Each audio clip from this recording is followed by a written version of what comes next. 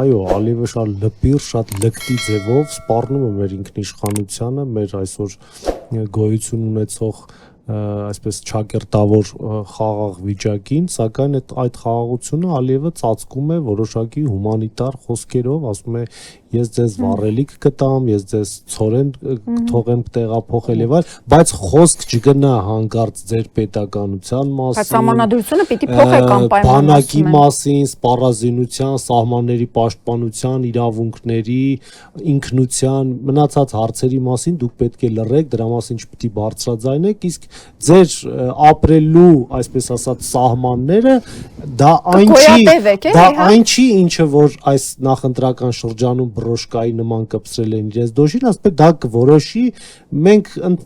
մեր բանակը կորոշի, թե որն է ձեր ապրելու տարածքը, չի էլ ասում պետություն, ասում է այդ սահմանները, ասում է կորոշենք մենք, կարողա որոշենք, կարողա չորոշենք, էլի մի խոսքով, բայց այդ հումանիտար մասով մի կողմից էլ ինքը ասում է, որ Հայաստանը ունի հիմնական վառելիքի այդ էներգակիրների մատակարար, ցորենի եւ այլ տարբեր տեսակի մթերքների մատակարար ունի, մի խոսքով ասում եմ ես ձեզ զրկում եմ պետականությունից, ինքնությունից, իրավունքներից, դուք ուղղակի այդպես քարշ գալու, գոյատևելու իրավունք ձեզ կնվիրաբերեմ ժամանակավոր իհարկե